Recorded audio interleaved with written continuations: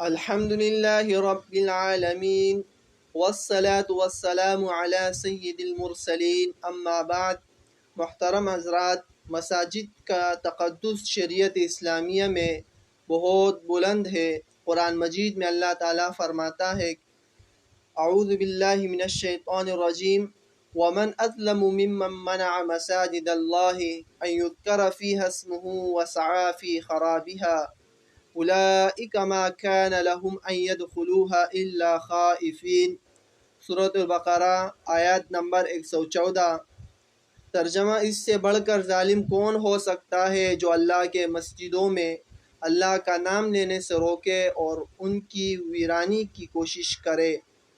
یہ آیت ہمیں بتاتی ہے کہ مسجد کو نقصان پہنچانا یا اسے ویران کرنا اللہ کے نزدیک انتہائی ظلم ہے۔ حالیہ دنوں میں اسلام آباد میں مدنی مسجد اور کئی 40 مساجد کے قریب کو رات کے اندھیرے میں گرا دیا گیا اور اس پورے ملک کے علماء اور دینی حلقوں نے شدید غم اور غصے کا اظہار کیا۔ اس مسئلے میں کہ مساجد کا گرانا اور خاص طور پر اسلام آباد مدنی مسجد کو گرایا گیا، اس کے بارے میں علماء کا کیا موقف ہے؟ وفاق المدارس العربیہ اور دیگر دینی جماعتوں نے اس شعائر اسلام کی توہین قرار دیا ہے۔ کئی مفتیان کرام نے کہا کہ یہ عمل شرعاً حرام اور کبیرہ گناہ ہے، کیونکہ مسجد ایک بار بن جائے تو وہ قیامت تک مسجد ہی رہتی ہے، چاہے وہ کسی کی زمین پر بنی ہو۔ حضرت مفتی تقی عثمانی حفظہ اللہ نے بھی اس قسم کے واقعات کو دین اور آئین دونوں کے خلاف قرار دیا ہے۔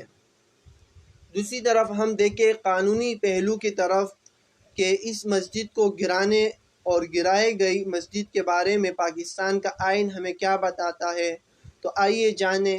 آرٹیکل 20 میں ہر شہری کو مذہبی آزادی دیتا ہے اور اس میں عبادت گاہوں کے تحفظ کی ضمانت موجود ہے۔ قانونی ماہرین کے مطابق اگر کوئی مسجد متنازعہ جگہ پر بھی بن گئی ہو تو اس کے معاملے کو عدالتی فیصلے کے بغیر گرانا غیر قانونی ہے۔ سپریم کورٹ کے کئی فیصلے موجود ہیں جن میں کہا گیا کہ مساجد کو شہید کرنا آخری اور انتہائی ناپسندیدہ قدم ہے۔ اس کے لیے عوامی مشاورت اور عدالتی اجازت ضروری ہے۔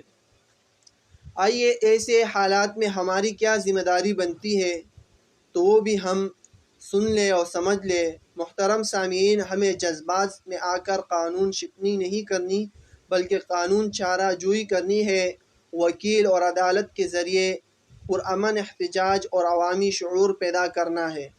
مسجد کے تقدس پر علمی اور شرعی دلائل کے ساتھ آواز بلند کرنی ہے۔ مسجد کی رجسٹریشن اور قانونی حیثیت کو مضبوط بنانا ہے تاکہ آئندہ ایسا نہ ہو۔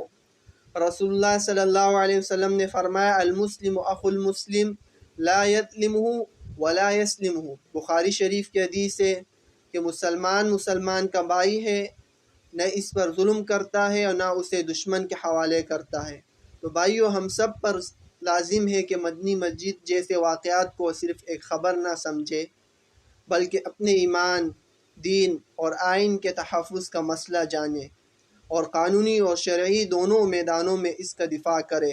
اللہ تعالی ہمیں اپنے گھروں کا خادم بنائے اور امت کو بیداری عطا فرمائے۔